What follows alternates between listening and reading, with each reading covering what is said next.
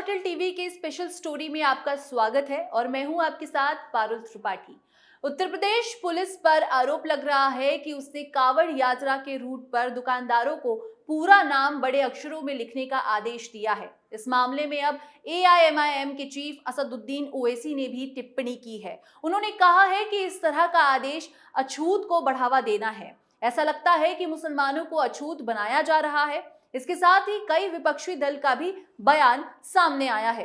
तो क्या कुछ है पूरा मामला, सब कुछ आपको विस्तार से बताएंगे हमारे इस खास रिपोर्ट में। चलिए शुरू करते हैं। यूपी पुलिस पर गंभीर आरोप, भड़क गए असदुद्दीन ओवैसी, नाम बताने को लेकर मचा बवाल, सीएम योगी पर निशाना। दरअसल असदुद्दीन ओवैसी ने सरकार द्वारा कांवड़ यात्रा के रूट पर दुकानदारों से अपने नाम बताने वाले आदेश को लेकर भड़क उठे हैं। उन्होंने इसे गलत बताया है और इसकी निंदा की है और कहा है कि ये अछूत जैसी बुराई को बढ़ावा देने वाला है। ये संविधान का उल्लंघन है, ये आजीविका के अधिकार का उल्लंघन है। ओवैसी ने कहा है कि इस तरह का आदेश आर्टिकल 17 के खिलाफ है, जो अछूत के बारे में बोलता है। असदुद्दीन ओवैसी ने कहा कि जब से ये आदेश योगी सरकार ने दिया है, तब से उस हाईवे पर बने ढाबों से मुस्लिम कर्मचारियों को निकाल दिया गया है। क्या एक यात्रा को आप इतना महत्व देंगे कि दूसरों की आजीविका को बर्बाद कर देंगे? आखिर संविधान कहां चला गया? फिर मोदी जी संविधान को पूछते हैं। हिंदुत्ववादी संगठनों के दबाव में आकर बोला जा रहा है कि ये मुसलमान की दुकान है, उसमें ना जाएं। मैं चुनौती देता हूं कि लिखित आदेश निकाल कर दिखाएं।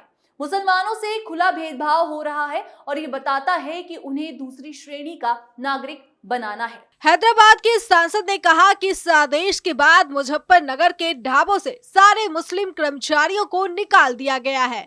उसी रूट पर केएफसी जैसे रेस्टोरेंट भी है। आखिर उनसे कोई कुछ क्यों नहीं कहता? क्या उनसे इन लोगों की कोई डील हो गई है? इसके साथ ही आपको ये भी बता दें कि पूर्व सीएम मायावती ने भी इस आदेश की निंदा की है। उन्होंने सोशल मीडिया प्लेटफॉर्म एक्स पर लिखा कि होटल, ढाबा, ठेला आदि के दुकानदारों से मालिक का पूरा नाम लिखवाना गलत परंपरा है। इससे सौहार्दपूर्ण माहौल खराब हो सकता है। जनहित में यूपी सरकार को इसे तुरंत वापस लेना चाहिए। वहीं कांवड़ यात्रा पर इस आदेश को लेकर कांग्रेस नेता पवन खेड़ा ने इस पर भड़कते हुए कहा कि क्या हिंदुओं का भेजा गया मीट दाल भात बन जाता है?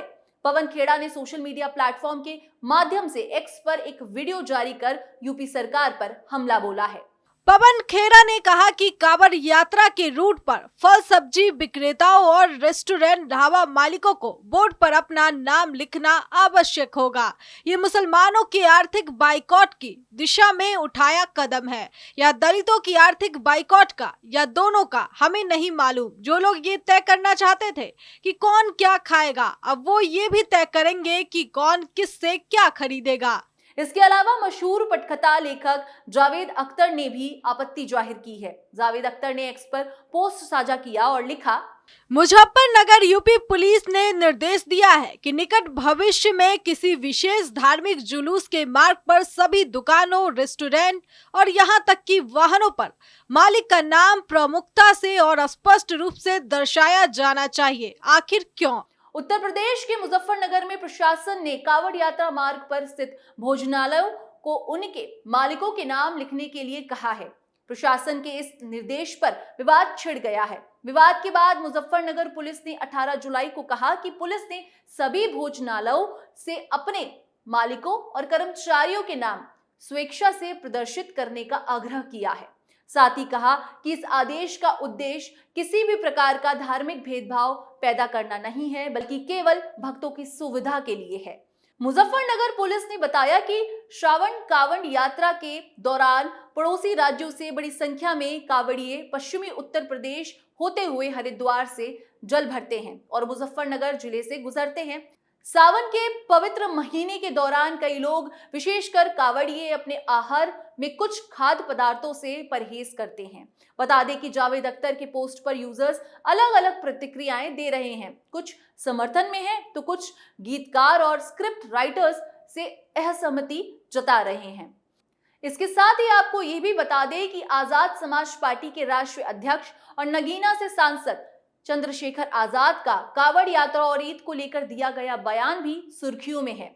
दरअसल चंद्रशेखर ने कहा था कि कांवड़ यात्रा के लिए 10 दिन तक रास्ते बंद हो सकते हैं, लेकिन दिक्कत 20 मिनट की नमाज से होती है, जिसके बाद इस पूरे मामले को लेकर सियासत शुरू हो गई है। वहीं चंद्रशेखर आजाद ने एक मीडिया ग्रुप से खास बातचीत में इस बयान को लेकर अपनी भावना जाहिर की। उन्होंने कहा कि मैं जो धार्मिक गैर बराबरी देख रहा हूं, उनके खिलाफ और संविधान के अनुरूप ही मैंने ये बयान दिया है। मैं प्रधानमंत्री, उत्तर प्रदेश के मुख्यमंत्री और अन्य सभी मुख्यमंत्रियों को याद दिलाना चाहता हूं कि जब उन्होंने शपथ ली होगी कि धर्म जाति के आधार पर कोई भेदभाव नहीं करेंगे, सारे फैसले संविधान और विधि के अनुरूप करेंगे। इसके साथ ही चंद्रशेखर आजाद सरकार पर निशाना साधते हुए कहते हैं, जब कांवड़ यात्रा होती है तो हम सभी उसका सम्मान करते हैं। 12 से 15 दिन तक सड़कें बंद रहती हैं। कई बार अस्पताल जाना है तो भी सड़कें बंद होती हैं, स्कूल भी बंद हो जाता है, क्योंकि हम आस्था का सम्मान करते हैं। इस पर्व के आयोजन में कोई दिक्कत ना हो, इसके लिए जनता सब कुछ स्वीकार करती है, फूलों से स्वागत करती है और खाने पीने का इंतजाम करती है। मेरा सवाल है कि ईद का त्योहार साल में 2 बार होता है, उस वक्त नमाज के समय 15 से 20 मिनट होता है। जब हम एक धर्म की धार्मिक आस्था का सम्मान करते हैं तो संविधान के अनुरूप इस दूसरे धर्म का भी सम्मान करना चाहिए। यही संविधान कहता है। क्या आप अपने बच्चों के बीच भेदभाव करते हैं? नहीं ना, तो यहाँ क्यों? सवाल ये है कि क्या हम इंसान नहीं हैं? हमारी आस्थाओं का सम्मान नहीं होना चाहिए? राम मंदिर का फैसला हमारे मामले के बाद आया। हमारा जो मंदिर है तुगलकाबाद में अभी तक नहीं बन पाया है, एक ईंट वहां नहीं लगी है। चंडीगढ़ में हमारे गुरु के घर को तोड़ने की तैयारी चल रही है। जैन समाज के लोगों को परेशान किया जा रहा है। बौद्ध धर्म को मानने वाले लोग अपने धार्मिक आयोजन नहीं कर पा रहे हैं। उन्होंने आगे कहा कि प्रधानमंत्री जी देश के गार्जियन हैं, उनको अपने बच्चों के साथ किसी भी तरह का भेदभाव नहीं करना चाहिए। ऐसे ही प्रदेश के गार्जियन को अपने परिवार के साथ कोई भेदभाव नहीं करना चाहिए। हम संविधान को मानने वाले लोग हैं। अगर कहीं कोई गैर बराबरी होती तो हम उस पर अपनी आवाज उठाएंगे। चंद्रशेखर नमाज को लेकर कहते हैं, सड़क पर नमाज पढ़ने से अगर कहीं बवाल होता है तो उनके लिए पुलिस है ना, प्रशासन की जिम्मेदारी है कि वो व्यवस्था करे। वैसे मैं कब कह रहा हूँ कि नमाज सड़क पर पढ़नी चाहिए, फिर किसी को भी ऐसी आजादी ना मिले। अगर मिले तो सभी धर्मों का सम्मान करना चाहिए। वो नमाज मस्जिद में ही पढ़े, लेकिन ईद पर अगर 20 मिनट के लिए इजाजत मांग रहे हैं तो किसी को तकलीफ क्यों? आखिर में उन्होंने कहा कि मैं तो खुद एक पीड़ित हूं। हमारा मंदिर रविदास जी का नहीं बन पाया। हमारी आस्था का क्यों सम्मान नहीं हो रहा, उसे क्यों कुचला जा रहा है? हम इसके लिए लड़ाई लड़ेंगे, बड़े से बड़ा आंदोलन करेंगे। हालांकि कांवड़ यात्रा वाले बयान पर यूपी सरकार की तरफ से अभी तक कोई पलटवार सामने नहीं आया है। अब आगे देखना होगा कि इस मुद्दे पर यूपी सरकार का क्या कुछ बयान सामने आता है। इस पूरे मामले में आपकी क्या राय है, कमेंट करके जरूर बताएं। स्पेशल स्टोरी में आज के लिए इतना ही, फिर पेश होंगे नए मुद्दे के साथ। बाकी तमाम खबरों के लिए देखते रहिए कैपिटल टीवी उत्तर प्रदेश। नमस्कार।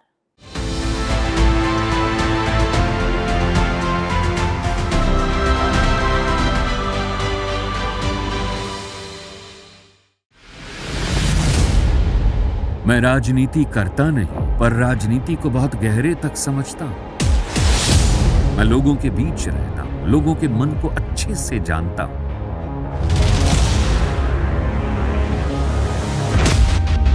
पब्लिक और पॉलिटिक्स की हर नब्ज को खूब पहचानता हूं।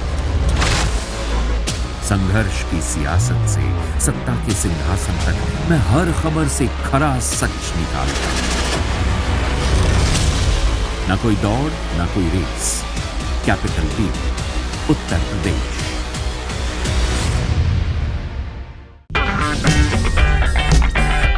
अगर आपको हमारा वीडियो पसंद आया हो तो इसे लाइक करें, हमारे चैनल को सब्सक्राइब करें और हाँ, बेल आइकन दबाना ना भूलें ताकि आप तक हमारे वीडियो की नोटिफिकेशन पहुंचती रहे। आप अपना सुझाव हमें कमेंट बॉक्स में दे सकते हैं। हमारे साथ जुड़ने के लिए शुक्रिया।